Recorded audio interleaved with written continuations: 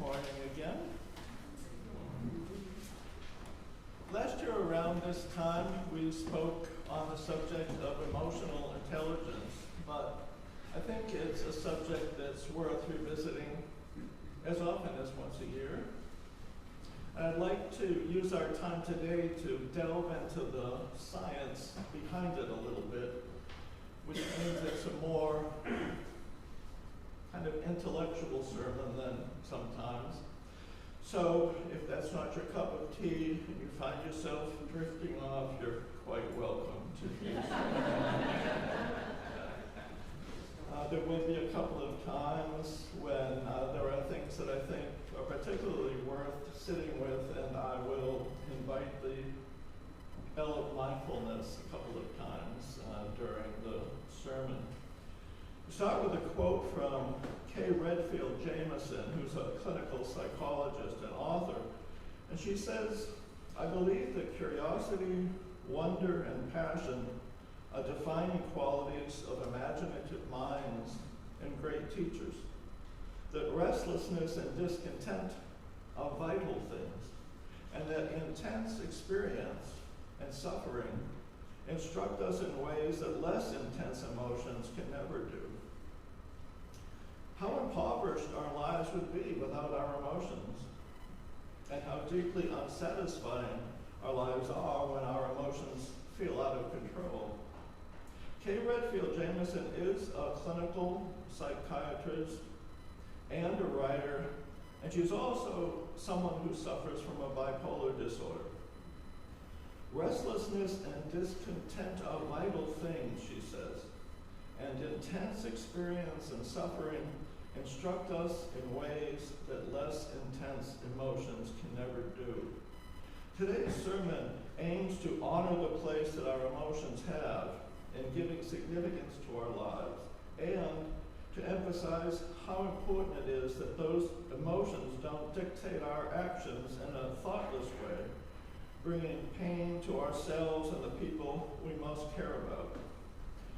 Most of what I've learned about emotions has been through a life of experiencing them, and I expect that's true for you as well.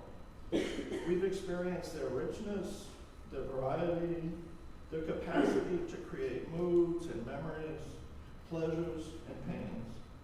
Our emotions provide a way to understand others and to misunderstand others, to express ourselves and to misrepresent ourselves. With so much at stake, it's essential that we understand our emotions better than we do. When I spoke on this subject last year, I referred to passages in Daniel Goldman's book called Emotional Intelligence, and I still think that's the best place to begin. The book is 28 years old now, excuse me, so other books have followed, and the field of academic research has expanded. More experiments have been done, and the truths he revealed have been expanded upon. But you can't do better than starting your research with this book. What are emotions, and why? All emotions are, in essence, impulses to act, the instant plans for handling life that evolution has instilled in us, he says. That sounds about right, doesn't it? Before there were people, there were other mammals. And before there were mammals, there were reptiles and amphibians. A long train of evolution runs backward from us to more primitive life forms such as these, and back further to yet more primitive forms. The part of the brain where emotions live came into being a long time before the part of the brain that's responsible for our thinking, our cognitive capacity. It took millions of years for the development of the neocortex, that part of the brain that allows us to think. The neocortex contains the sensors that put together and comprehend what the senses perceive. It adds to a feeling what we think about that feeling. The neocortex increased our likelihood of surviving as individuals and as a species. It provided the talent for strategizing, long-term planning, and mental wiles. The limbic system which is the most primitive part of the brain, is responsible for such basic feelings as pleasure and lust. When the neocortex evolved from the limbic system, so did the mother-child bond that is the basis of the family unit and the long-term commitment to child-rearing that makes human development possible.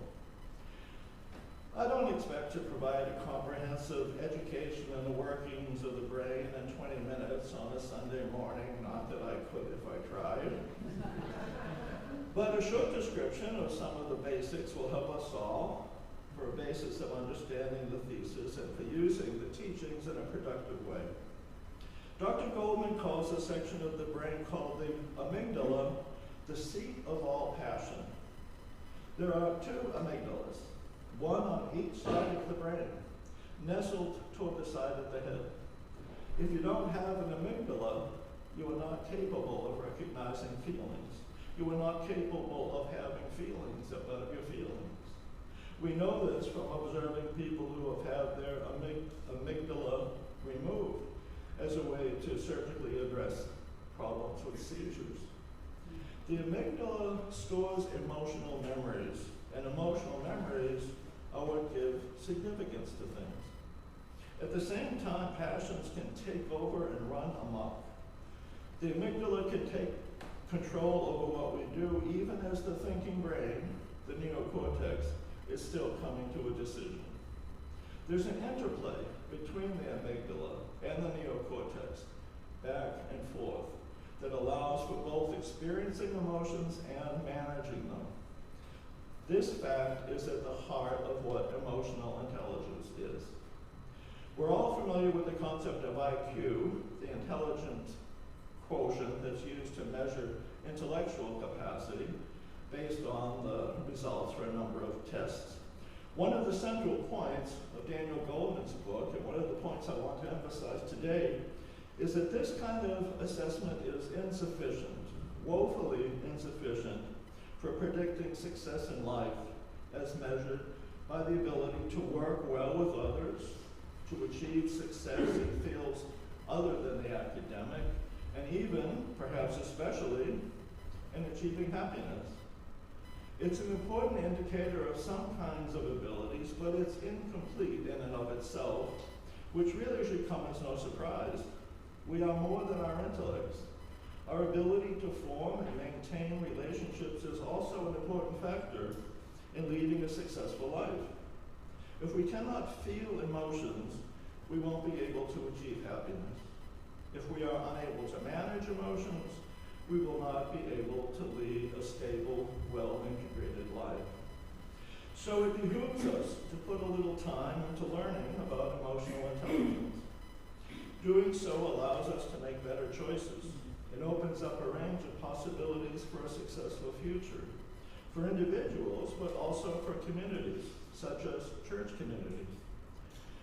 Here are some insights, excuse me, based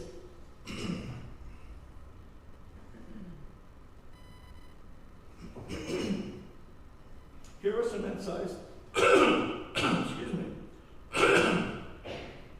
based on the research of the neuroscientist Joseph Ledoux.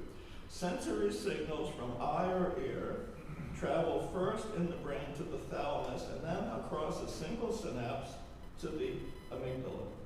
A second signal is routed to the neocortex, the thinking brain.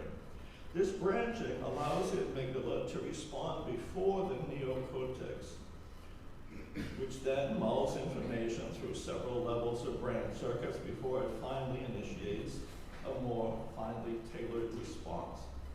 Dr. Goldman refers to this as the amygdala hijacking the brain.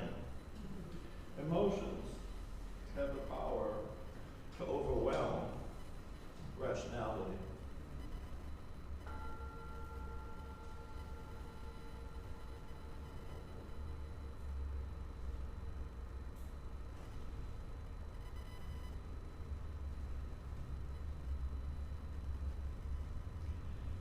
The brain has two memory systems, one for ordinary facts and one for emotionally charged ones.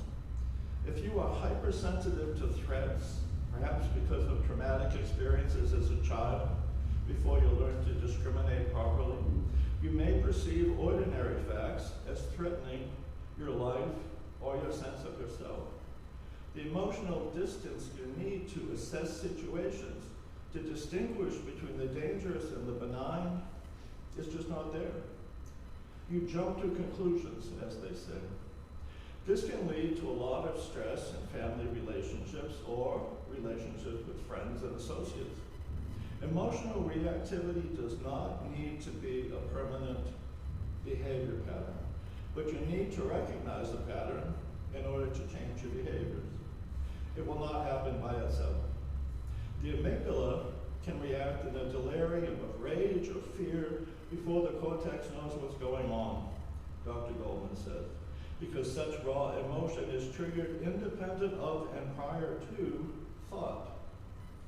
Fortunately for most of us, there is a damper switch called the prefrontal lobes, where planning and organizing actions, including emotional actions, towards a goal take place. This is the process of discernment. It allows us to act on information about our emotions rather than just acting on impulse. The better we learn to do this, the greater our emotional intelligence. The kind of calm, reasoned thinking that we use in non-threatening, non-emotional situations, the kind of thinking that IQ tests are designed to measure, is not possible in emotionally charged situations. Learning to use those rational skills during emotionally significant times is learning emotional intelligence. The important thing here is that we can learn these skills if we invest energy in doing so. It doesn't mean giving up defensiveness. It means becoming aware of it and choosing a more calculated response. To do this, you have to learn to slow down.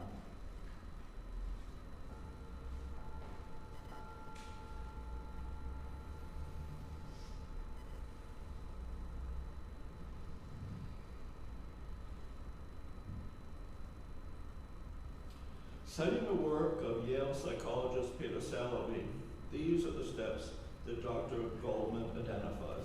5 steps. 1, knowing one's emotions. 2, managing emotions. 3, motivating oneself. 4, recognizing emotions in others. 5, handling relationships. Knowing your emotions means having self-awareness, recognizing the feeling as it happens. You might think that we know our emotions as they occur. Not true. The amygdala can override our ability to think clearly. If we don't recognize our emotions, they dictate our actions. Not good. Not good in forming and maintaining relationships. Not good even for our own health. The second step is managing emotions. Simply stated, this is handling emotions so that they're appropriate to the situation. If you can't handle them as you would a concrete object. You will get worn out battling them. You'll be constantly battling depression or anger or irritability. There are ways to handle your emotions. The third domain is motivating yourself. You organize your emotions in service to a goal. You delay gratification, you stifle impulsiveness. The fourth area is recognizing emotions in others. Amazing how difficult that is when you're caught up in your own emotions, your own drama in the situation. Your emotions are disorganized, and you can't have empathy towards someone else if you can't escape your own emotional flux long enough to pay attention to the signs they give you of their emotional state. The fifth area then is handling relationships. In some ways, this means handling the emotions of others, either by non-reactivity or empathy. Handling a relationship means helping someone else manage their emotions by not contributing to their emotional reactivity. But it doesn't mean you take responsibility for the other person's emotions. Emotional emotional intelligence can't be measured the way we measure intellectual competence in a test or a series of tests. Emotional intelligence is measured in a more subjective way through your success in establishing and maintaining healthy relationships with others. Dr. Goldman uses the term self-awareness in this way: the sense of an ongoing attention to one's internal states. This self-reflective awareness, the mind observes and investigates experience itself, including the emotions. It's a kind of neutral state, a state resembling what the Buddhists call non-attachment. You can be self-reflective when you sit in meditation. You can be self-reflective when you feel surges of emotion. It's just more difficult. It takes more skill. And skills are developed through practice.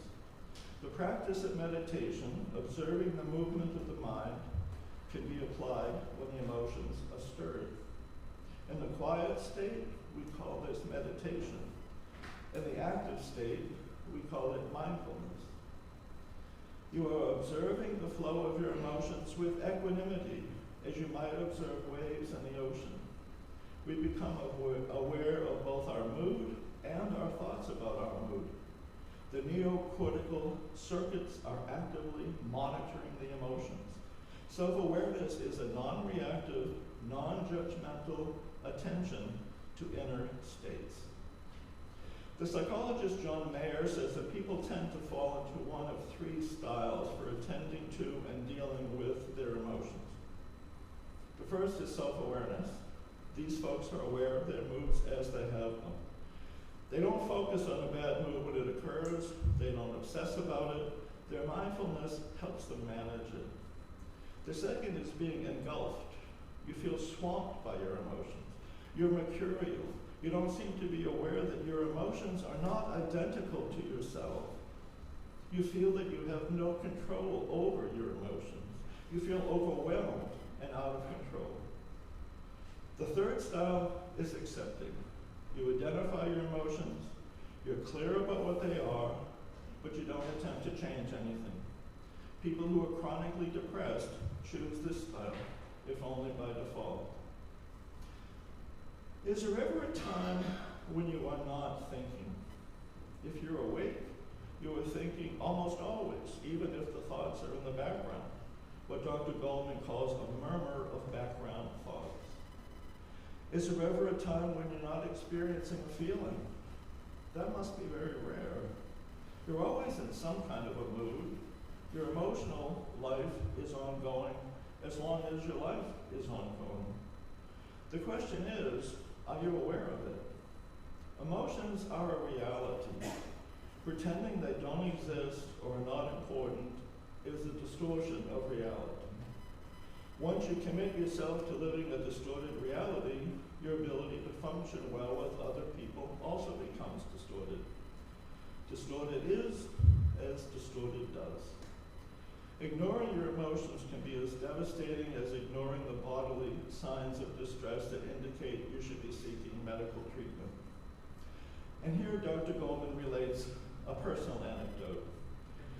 A vague ache in my groin sent me to my doctor. Nothing seemed unusual until he looked at the results of the urine test. I had traces of blood in my urine. I want you to go to the hospital and get some tests. Kidney function, cytology, he said in a business-like tone. I don't know what he said next. My mind seemed to freeze at the word cytology, cancer. I have a foggy memory of his explaining to me when and where to go for diagnostic tests. It was the simplest instruction, but I had to ask him to repeat it 3 or 4 times. Cytology. My mind would not leave the word. That one word made me feel as though I had just been mugged at my front door. Why should I have reacted so strongly? My doctor was just being thorough and competent, checking the limbs in a diagnostic decision tree. There was a tiny likelihood that cancer was the problem. But this rational analysis was irrelevant at that moment. In the land of the sick, emotions reign supreme. Fear is a thought away. We can be so emotionally fragile while we're ailing because our mental well-being is based in part on the illusion of invulnerability. Sickness, especially a severe sickness, bursts that illusion, attacking the premise that our private world is safe and secure. Suddenly we feel helpless, weak, and vulnerable. So it's only natural that we react emotionally when we believe that our life or our health is at risk. But typically, no allowance is made for that in the medical profession, though things, thankfully, have been improving over the past couple of decades. Goldman says this inattention to the emotional reality of illness neglects the growing body of evidence that shows that people's emotional states play a sometimes significant role in their vulnerability to disease and in the course of their recovery. Modern medical care too often lacks emotional intelligence. Goldman suggests that an emotional intervention should be a standard part of medical care for the range of serious disease. He makes a distinction between disease, the medical disorder, and illness, the patient's experience of the disease. The medical professional typically focuses only on the objective description of the disease. The therapeutic treatment also takes into account the patient's experience of the disease, because the fundamental relationship between doctor and patient is a human one of healing, not just diagnosis and treatment. Our emotions can poison us. They can literally be toxic to our health. Research indicates that people who experience chronic anxiety, long periods of sadness and pessimism, unremitting tension, or incessant hostility, relentless cynicism, or suspiciousness were found to have double the risk of disease, including asthma, arthritis, headaches, peptic ulcers, and heart disease. This order of magnitude makes distressing emotions as toxic a risk factor as, say, smoking or high cholesterol are for heart disease. In other words, a major threat to our health. If you're aware of your emotions as they develop and you learn to regulate those emotions, you can significantly alter your health for the better. Clinical data has proven the deleterious effect of chronic negative emotions on the heart and the immune function. The critical term here being chronic. The big three negative emotions are anger, anxiety, and depression. Anger seems to be the emotion that does the most harm to the heart. Anxiety can be defined as the stress evoked by life's pressures. There's much scientific evidence connecting it to the onset of sickness and to the course of recovery. Finally, depression. Depression sufferers have a sharply higher risk of dying within the first 6 months of a heart attack.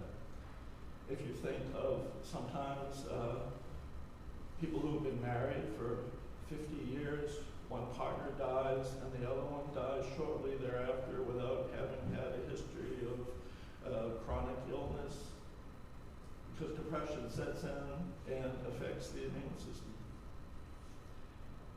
In a study of patients in a Montreal hospital who were discharged after being treated for a first heart attack, among the 1 in 8 patients who were seriously depressed, the death rate was 5 times higher than others with a comparable disease.